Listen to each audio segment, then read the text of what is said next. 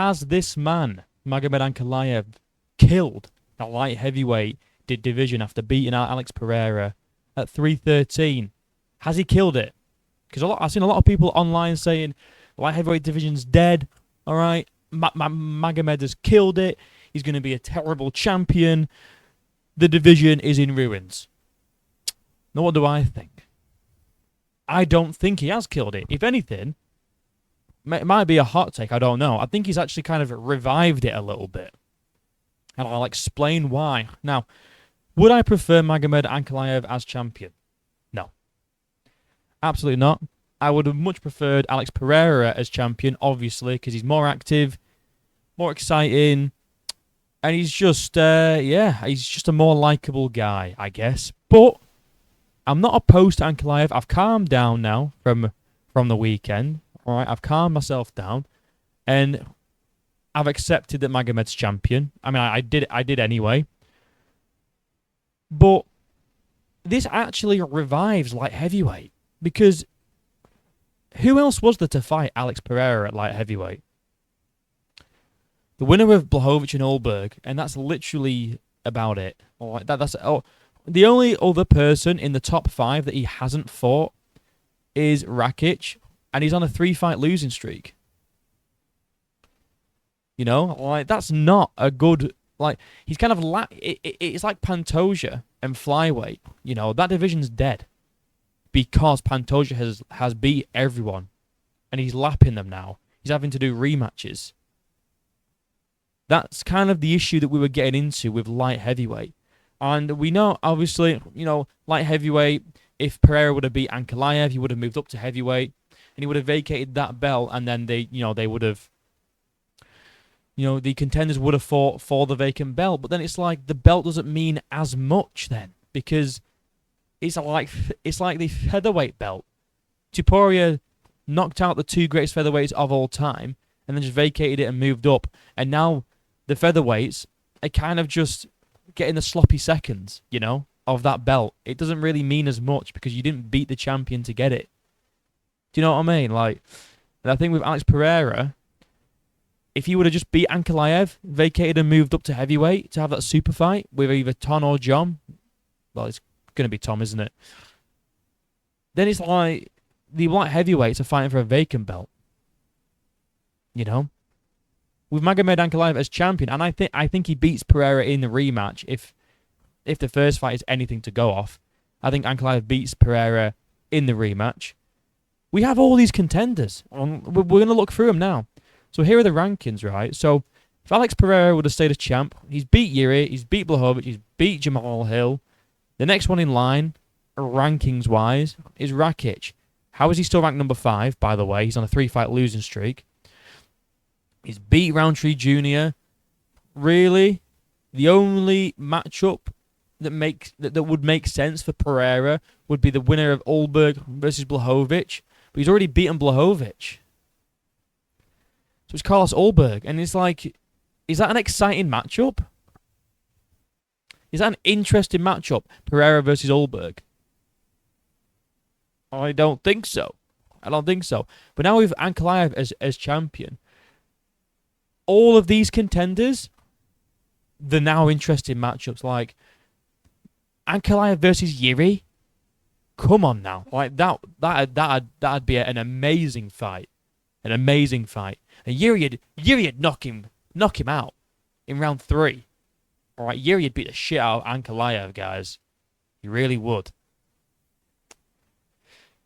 With Blachowicz, I mean, we all saw that fight. To be fair, Ankalaev should have won that fight. Kind of got robbed. Even Jan Blachowicz said... did I say that Blachowicz should have won? If I did, what I mean to say is I think Magomed should have won that fight. He kind of got robbed a little. Blachowicz even said that Ankalaev should have won that fight in the post-fight interview. Ankalaev versus Jamal Hill. Interesting. I mean, we've already seen the fight with Rakic, but even like Roundtree Jr. versus Ankalaev, if he beats Jamal Hill, like if Khalil beats Jamal Hill, he could get another title shot. Well, this is how I think light heavyweight should play out, or how it will play out.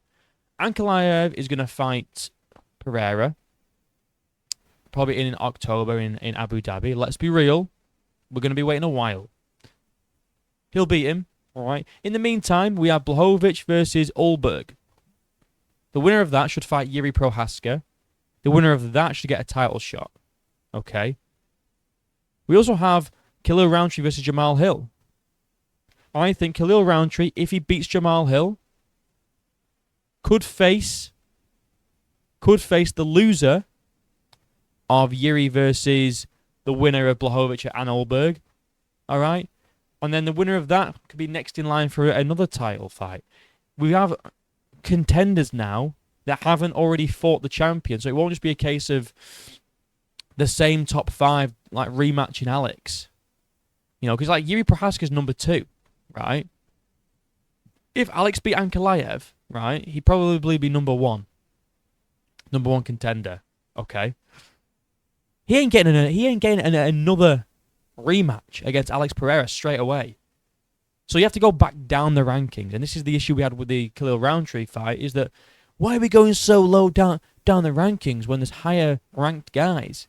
It'll be the same thing, but now the higher ranked guys can actually fight the champion because they've not fought him yet. It's a new champion. I don't think Magomed has killed light heavyweight. I think it's kind of revived it a little, made it more interesting, and the contenders in the top 5 actually have more of an argument now to actually get another title shot.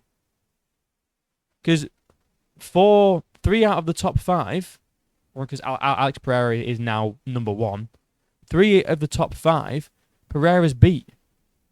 You know, the only person that he hasn't beat in the top 5 is Rakic, and like I say, 3-fight losing streak. He's not getting a title shot. And in fairness, I think Ulberg's going to beat Jan Blachowicz, and Ulberg would then move up the rankings, so it could be Ulberg. That'd make sense. But like I say, it's not that interesting, is it? It'll just be like, oh, Pereira's fought another stylistic, easy matchup for him, guys. Big whoop-de-doo. That's what people would say if he beat Ulberg. So this is interesting. Now we can see how the light heavyweights, because let's be honest, a lot of them don't wrestle. A lot of them aren't wrestlers. I won't even say Ankalaev's a good wrestler. He couldn't even take Alex. He couldn't take Alex Pereira down, not one time. But you know, it spices things up a bit. It adds another layer into the division because he can kickbox, he can box, and he can wrestle. How are the light heavyweights going to deal with this guy? How are they going to deal with all the failed takedowns and clinching up against the cage? How are they going to cope? You know? But yeah, in a nutshell, guys, I think everyone's overreacting because we're all sad that Pereira's lost the belt, which is understandable because he was exciting, fighting 3 times. He fought 4 times in the space of 12 months. Who else currently is doing that? No one. No one's doing that. Maybe like a low ranked or unranked guy who's trying to make his way up the rankings. You know, like Kevin Holland or some shit. Oh wait, he's not trying to make his way up the rankings. He doesn't even want to be ranked. No one else is doing that shit, man. And we've now lost that. That's why people are sad. People think that the division's dead. I think it brings it back to life a little bit. Do I like the fact that Ankalaev is champion? No. Would I prefer Pereira as champion? Absolutely. But am I going to sit here and lie and say that the division's now dead? No. Because it's not dead. I think it's more alive than it's ever been. Let me know what you guys think. Like and subscribe. My links are down below. Until next time, I'll see you in a bit.